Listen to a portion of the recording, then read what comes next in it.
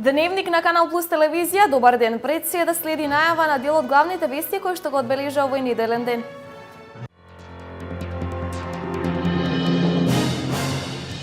Ставот на Демократската партија за интеграција е слободни и фер избори на 24 април, кои треба да резултираат со создавање на стабилна и доследна влада, за да не се испушти самитот на НАТО во Варшава.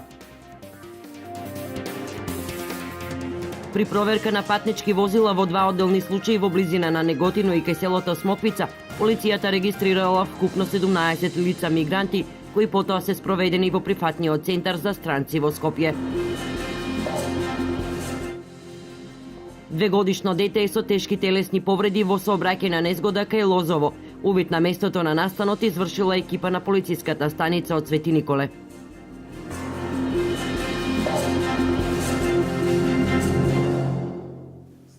Слободни и фер избори на 24 април, кои треба да резултираат со создавање на стабилна и доследна влада и да не го испуштиме самитот на НАТО во Варшава, е ставот на Демократската партија за интеграција.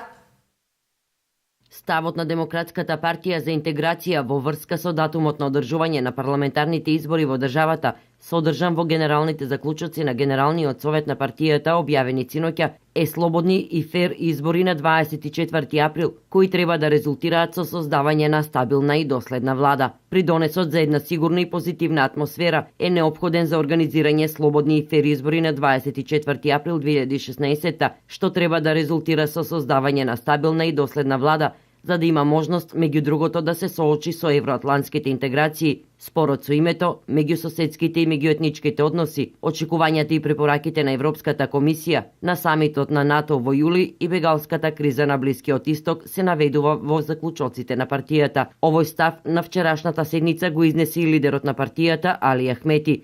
Тој меѓу другото истакнал и дека се е постигнато со целосна согласност меѓу четирите политички партии и меѓународната заедница, вклучувајќи го и датумот 24 април. Овој датум ќе биде најприфатлив за граѓаните, затоа што во јуни ќе се одржи самитот на НАТО во Варшава. Ако датумот се помести, ќе го изгубиме самитот на НАТО, истакнал Ахмети. Генералниот совет на ДУИ бара ДИК во најкусможен рок да ги формира сите изборни структури на сите нивоа и да ја подготви платформата и стратегијата за избори.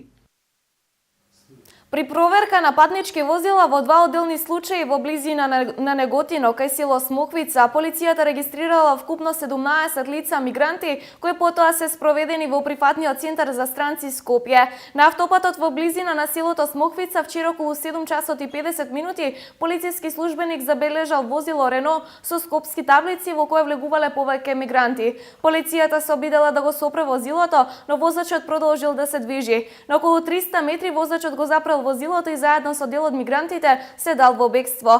Полицијата ги пронашла и привела 12 мигранти од Алжир, кои потоа биле спроведени во прифатниот центар за странци Скопје. Полицајец од Неготино вчера околу 20 часот и 35 минути во близина на Клучката кај Неготино на автопатот во правец Гевгелија Скопје се обидел да запре возило марка Матис со белешки регистерски ознаки, но возачот не застанал, туку го продолжил движењето. Полицијата со службено возило се упатила кон него и кај местноста викана полна цигла го престигнала и запрела. Во возилото биле затекнати возачот МГ 32 годишен и 5 мигранти кои потоа се спроведени во прифатниот центар за странци Скопје. Се работи на целосно расчистување на овие случаи.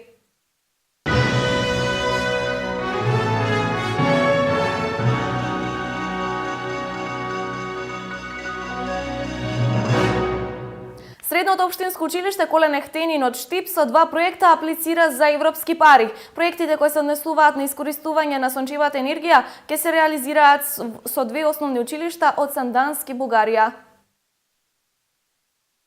Средното општинско училиште Колен Ехтенин од Штип со проекти за финансирање од ИПА фондовите. Заедно со две училишта од град Сандански, Бугарија, работат на два проекти кои се однесуваат на искористување на сончевата енергија, пропратени со обуки за наставниците и учениците.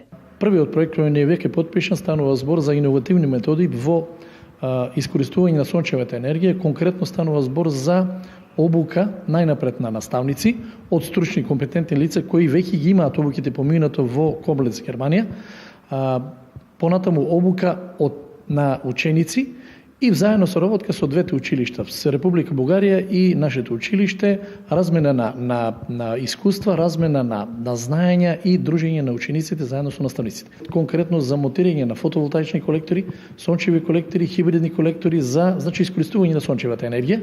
Вредноста на двата проекти е околу 180.000 евра. Проектите се некаде првиот е околу 60.000 евра вкупно, значи збориме за вкупна сума, каде во првиот проектот со земјоделското училиште ние сме лидер партнер носител на проектот, додека во второто училиште таа е некаде околу вториот проект околу 120.000 евра и таму се носители партнерите од Бугарија. Придобивките од проектите се дополнителното знаење на учениците и наставниот кадар со предвидените обуки и пред се опремата која дополнително ќе се обезбеди, а која потоа ќе остане во трајно користење на Средното општинско училиште Колен Ехтенин. Истата ќе биде употребена за заштедување на електричната енергија преку користењето на сончевата енергија. Продолжуваме со настаните кои одбележаа минатата недела. Минатиот вторник во Штип се одржа работилница на која беа споделени резултатите и искуствата од проектот за промоција на енергетската ефикасност во Македонија, преку кој финансиска поддршка за изработка на потребни документи добија повеќе општини. Работилницата организираше консалтингот за стратешки развој во соработка со Светска банка и Агенцијата за енергетика на Република Македонија. Со енергетска ефикасност општините од источниот регион го зголемуваат одржливиот развој преку имплементирање на проекти од енергетска ефикасност и позитивните примери кои ги имаат спроведено, може да бидат предводници и да ги мотивираат и другите да го следат нивниот пример. Општините во најголем дел се насочени кон подобрување на условите за заштита на енергија во детските градинки, училиштата и општинските згради. Еден од позитивните примери во источниот регион е општина Пехчево, која ги намали трошоците за електрична енергија. Првично имавме реализирано проекти во детската градинка и основното училиште Ванчо Китано во Пехчево, каде што направивме енергетски ефикасна фасада на двата објекта и промена на прозорците со енергетско ефикасни прозорци. Последниот проект на кој работиме како општина заедно во соработка со Светска банка е направивме предфизибилити студија за објектот стариот пожарен дом во општина Пехчево, каде што планираме да направиме неколку канцеларии и сала за состаноци во која што ќе се одржуваат состаноци од поголем обем. Со поставување на енергетска ефикасна фасада, основното училиште Ванчо Прке од Штип ќе ги подобрува условите, а во исто време ќе ги намали сметките за струја. Благодетот од оваа промена веднаш ја почувствувавме сите, значи намалена е потрошувачката и со евентуалното поставување на термофасадата намалуваме енормно намалување на потрошувачката за електрична енергија. На денешната работилница на присутните им беа презентирани документи со кои ќе им се олесни поднесувањето на проектна документација за енергетска ефикасност. Ние работевме со неколку општини од источниот регион и можам да кажам дека заинтересираноста е голема, има потенцијали за подобрување. Најпрво сите општини треба да состават инвентар на објекти, инвентар на светилки во личното осветлување, зависи за која сфера се работи, и поидовни информации да соберат за потрошувачката на енергија во последните години, за да имаме поидовна точка како би потоа имплементирале различни мерки во област на енергетската ефикасност. За само година и пол, 8 општини од земјава добија техничка поддршка за изработка на различна документација за проекти кои се важни за енергетска ефикасност преку грант финансиран од Светска банка. Искуството од тој процес, како и предизвиците со кои се сочиле, ќе се споделат на 8 работилници кои ќе се одржат во секој од планските региони. Жителите на Виница покрај во полициската станица сите своји забелешки во однос на јавниот ред и мир или од областа на безбедноста секоја среда ќе може да ги упатуваат и до полицискиот службеник кој ќе дежура во просториите на инфоцентарот во локалната самоуправа. Среда, пазарниот ден во Виница, покрај приемен ден за средби со градоначалникот, ќе биде и ден за жалби и поплаки од граѓаните во областа на јавниот ред и мир или реакции доколку е загрозена нивната безбедност. За нивните поплаки ќе биде задолжен полициски службеник кој секоја среда од 9 до 15 часот ќе биде дежурен на шалтерот на инфоцентарот за странки во локалната самоуправа. Во денот кога општината има приемен ден, односно кога градоначалникот има приемен ден, во исто време овде ќе биде и полициски службеник и со кој граѓаните ќе може да поразговараат доколку има проблеми од безбедносен аспект. Кога има прашање од областа на безбедноста, слободно може да дојдат да придат кај нашиот полициски службеник и да поразговараат на прашање од областа на безбедност. За поголема информираност на граѓаните, а пред се на жителите од населените места, наскоро ќе заседава и советодавната група на граѓани. Ќе свикаме и советодавна група на граѓани, на која ќе поканеме сите представители на урбаните и на местните заедници, значи со цел да ги запознаеме и нив со реализацијата на овој проект во нивната средина каде што живеат, да ги запознаат нивните граѓани, се со цел значи граѓаните да бидат запознаени дека имаме таков информативен центар кој функционира во времето од 9 до 15 во среда. Сите овие активности СВР Штип оддел за превенција ги реализира во рамките на кампањата Полицијата поблиску до граѓаните. Ректорот на Универзитетот Гоце Делчев, професор доктор Блажо Боев, изјави дека објавен конкурсот за стипендирање на студентите. Стипендии се обезбедени за 500 најдобри студенти на факултетите при Универзитетот Гоце Делчев. 500 стипендии за најдобрите студенти на Штипскиот универзитет Гоце Делчев. Од оваа година универзитетот го отвори фондот за стипендирање на студентите, а од денес и официјално започнува конкурсот за студенти од првиот циклус на студии. Ќе бидат опфатени најдобрите студенти на сите факултети на универзитетот, во однос на тоа на кој факултет и колку студенти има запишано, истакна ректорот на универзитетот Блажо Боев. Поедните факултети. Овој фонд работи на принципот на обезување на средства на донации од бизнис секторот и стопанството и средства што универзитетот ги издвојува за поддршка на добрите студенти, како едно темелно определба во делот на тоа дека сакаме да имаме добри студенти и сакаме да ги стимулираме добри студенти за нивно квалитетно образование. Ние како универзитет ќе ја поддржуваме оваа акција до крајни граници и секоја година ова ќе го правиме и понатаму. Се во зависи од тоа какви средства ќе обезбедиме во овој фонд. Реков, за оваа година се тие 500 стипендии во делот на покривањето на партиципациите на студентите и мислам дека ќе биде една важна карика во поглед на тоа да студенти се чувствуваат дека новиот универзитет се важен момент и дека за нив постоиме и за нив работиме. Еден од критериумите за да студентите аплицираат е тие да имаат висок просек, а аплицирањето е по електронски пат. Станува збор за електронска апликација која е направена на веб страницата на универзитетот, каде студентите се најавуваат само со име, презиме, број на индекс и факултет и основна работа да имат просек преку 9. Средствата за стипендиите на студентите се од Универзитетот Гоце Делчев, како и од донации од бизнис заедницата. А за периодот кој следува, универзитетот не ги зоставува и останатите студенти. Во иднина ќе следат и такви активности во поглед на распишување на друг тип на стипендии, каде бизнис заедницата и компаниите ќе даваат нивни критериуми во поглед на стипендирање на одредена група на студенти, каде ќе се склучуваат договори со самите компании. И овде станува збор за поддршка на квалитетни студенти.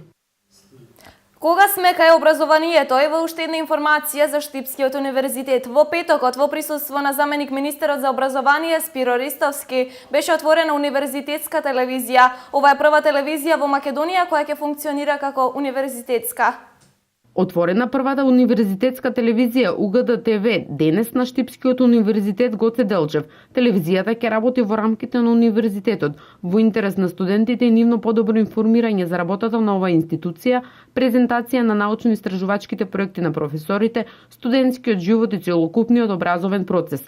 На овој начин уште една се покажа дека се што се прави на универзитетот е за афирмација на студентите и нивно полесно прилагодување на пазарот на трудот. Едукативни емисии на кои ќе бидат презентирани 53 научно-истражувачки проекти ќе биде првата активност на УГД ТВ. Работата ги представат нивните резултати да се направат комплетни едукативни емисии кои ќе одат на сите наши факултети и на сите наши студенти ќе бидат пристапни и достапни по тоа да видат што науката во основа на УГД работи. Од друга страна ќе се направат проектни активности и проекти за работа на студентскиот живот и студентските активности. И тоа ќе бидат посебни делови на студентите кои ќе се артикулираат овде со нивните потреби, со нивните знаења, со нивните умења, пред се со студентите од новинарство и студентите, да кажеме, од Филмската академија, меѓутоа тука се студентите од Музичката академија и другите факултети кои имаат интерес во поглед на тоа да представат што работи и што имаат намера да работат на универзитетот. Универзитетот и понатаму ќе продолжи во насока на градење на инфраструктура со цел подобро студирање и компетенции кои студентите треба да ги стекнат на факултетите на кои студираат. Реновирањето на постоечките капацитети за сместување и изградба на студентски дом е еден од приоритетите на универзитетот, најави заменик министер за образование Ристовски. Штип исто така влегува во рамки на вкупниот проект за реновирање и санирање на постојните студентски домови, меѓутоа истовремено стои приоритетот. Јас не можам да гарантирам за 2016 година, но соодветно на потребите на универзитетот и во комуникација со управата, во следниот период ќе направиме проекција за потребните студентски места за градот Штип. Потврда за успешно работење на Универзитетот Гоце Делчев од Штип е најновото рангирање објавено од страна на јавниот истражувачки центар Webometrics во Шпанија. Штипскиот универзитет се наоѓа на 1970-то место меѓу над 25.000 универзитети во светот рангирани според цитираност. Webometrics рангирањето го прави според неколку критериуми. Едни од нив се географската големина на универзитетот, објавените научни трудови и бројот на академски работници, популарноста и посетеноста на сајтот на универзитетот и влијанието на веб страницата. Општина Берово ќе гради ски центар во туристичката населба Беровско езеро. Инвестицијата од 3 милиони евра во ски патеката и дополнителните објекти ќе значи нов импулс за развојот на туризмот во неубавиот регион на истокот. Ке се гради ски центар на туристичката населба Беровско езеро. Општина Берово и МЕПСО се договорија заеднички да финансираат и да ја започнат подготовката за тендерската документација за изградба на ски центарот на Беровското езеро.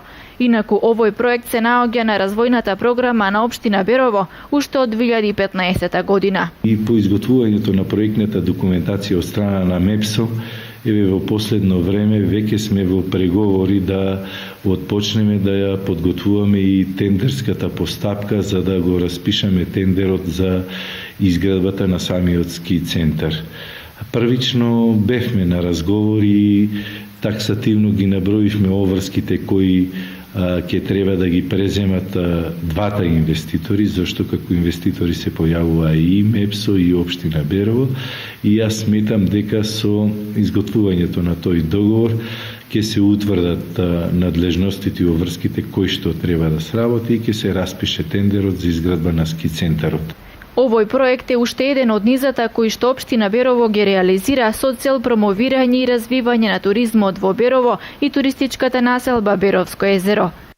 Тоа е од огромно значење за општина Берово, зашто сметам дека поголемиот финансиски дел ќе припадне да го реализира и isfinansira МЕПСО, останатиот дел давање на одобрение за градба, вршење на експроприација, тоа ќе припадне како врска на општината, на нас, и мислам дека со заеднички сили ќе направиме објект ќе допринесе за развој на туризмот во нашата општина.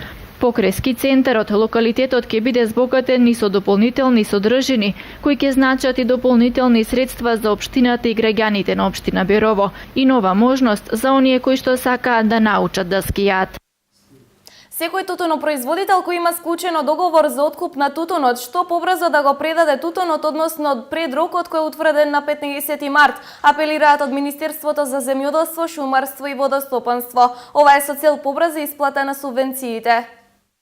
И за таа цел ви сакал сите да ги повикам, кои што има добиено покани од откупните предпријатија да ги достават собствените количини, да ги предадат, и за таа цел ќе се изработат листи кои што треба да бидат доставени до платежната агенција, и ние како Министерство и платежната агенција ќе пристапиме за реализација на она што значи исплата на субвенции во износ од 1 евро по килограм, и ќе ги исплатиме најкасно во рок од една недела од денот на доставувањето на листите за оние тутунопроизводители кои што го предале собствениот тутун, и можам да кажам дека во моментот добро се одвива откупот на тутун. Просечната цена која што е постигната е 187 денари по килограм на тутун. Има одредени откупни предпријатија кои што имаат и повисока цена, некаде околу 192 денари и така натаму. И за таа цел сакам само да кажам дека ние како влада и како Министерство ќе го испочитуваме календарот на субвенции многу порано од она што значи 15 март. Вчера околу 12 часот и 30 минути на магистралниот пат во близина на Лозово во правец Велес-Штип се случила сообраќајна незгода во која ЧЦ 72 годишен од Скопје, управувајќи со патничко моторно возило Toyota Yaris со скопски регистарски ознаки, излетал од коловозот и удрил во бетонски столб. Во незгодата со тешки телесни повреди се здобило дете со патник на возраст од 2 години, кој по укажаната лекарска помош во клинички центар Штип е префрлен во ургентниот центар Скопје. Увид на местото на настанот извршила екипа од полициската станица Свети Николе.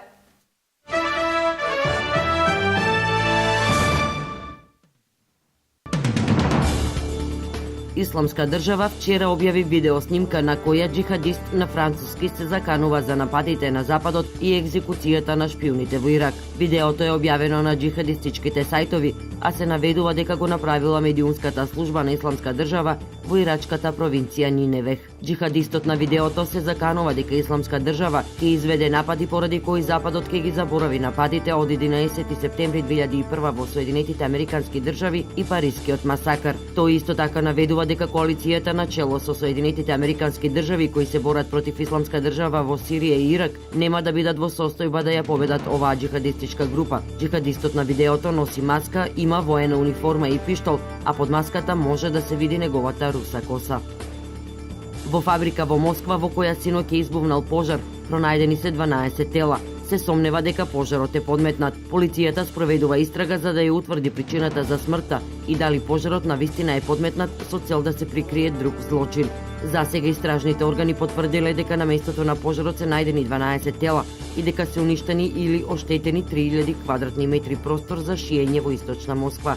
Кривичната истрага е покрената кога пожарникарите кои го ставија пожарот под контрола околу 23 часот вчера почнале да ги пронаоѓаат телата. Американскиот лидер Барак Обама за прв пат како претседател на Соединетите Американски држави ќе посети американска џамија наредната недела во знак за одбрана на верската слобода, соопштува Белата куќа во Соединетите Американски држави. Обама би требало во среда да ја посети џамијата во Балтимор, каде ќе биде одржан и состанок со муслиманската заедница. Американскиот претседател за време на оваа посета ќе го потврди значењето на суштинските вредности во Соединетите Американски држави и ќе се залага за заштита на традицијата за верска слобода, стои во соопштението.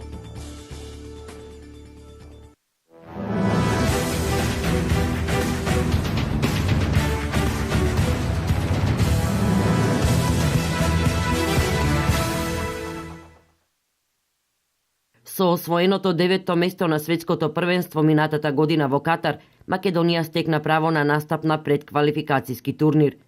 Противници на Македонија во групата од која две селекции ќе играат на Олимписките игри во Рио де Жанеиро ќе бидат Тунис, Полска и Чиле. Според имињата на противниците, македонските ракометари имаат историска шанса да станат првиот македонски национален тим кој изборил пласма на Олимписки игри. Чиле е аутсайдер во групата, а пред една година Македонија на светското првенство лесно излезе на крај со Тунис. Домаќинот на турнирот ќе биде дополнително одреден, но неофицијално ќе се игра во Полска. Надпреварите од квалификациите ќе се играат од 7 до 10 април. Двете првопласирани репрезентации од секој турнир ќе играат на Олимписките игри во Рио. Пласман на Олимписките игри имаат обезбедено Бразил, Франција, Катар, Египет, Аргентина. Директен пласман ќе обезбеди европскиот шампион, Шпанија или Германија.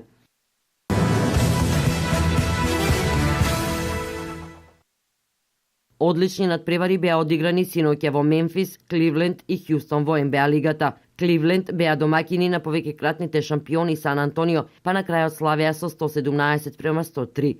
Леброн Джеймс го водеше својот тим до победа од 29 поени и 7 асистенции, а му помагаа уште Кевин Лав со 21 поен и 11 скока, како и Кајри Ирвинг со 21 поен. Леонард постигна 24 поени во составот на Спарси, а Ламаркус Олдрич заврши со 15 поени. Во Мемфис, Гризлис со 121-117 го совладаа Сакраменто во одличен меч. Кај домашните блескаа Грин со 29 поени и Марк Гасол со 22 поени, додека Руди Геј постигна 21 поен на спротивната страна. Уште понеизвестно беше во Хјустон, каде Рокетс загуби од Вашингтон 123-122. На Хјустон не му помогна ниту изворедниот Джеймс Харден кој постигна 40 поени, дополнети и со 11 асистенции, како ниту 20 поени на Двајт Хауард. Џон Вол за Вашингтон постигна 19 поени плюс со 13 асистенции. Нов пораз, овој пат во Нью Орлеанс, доживеа Бруклин со 105-103. Брук Лопес доминираше кај гостите со 33 поени и 10 скока, а Холидеј со 26 поени и Рајан Андерсон со 24 поени донесоа победа за Пеликанс. Торонто во синокешниот надпревар беше подобар од Детройт, победувајќи со 111-107. Дерозан беше човек на одлука со постигнати 29 поени.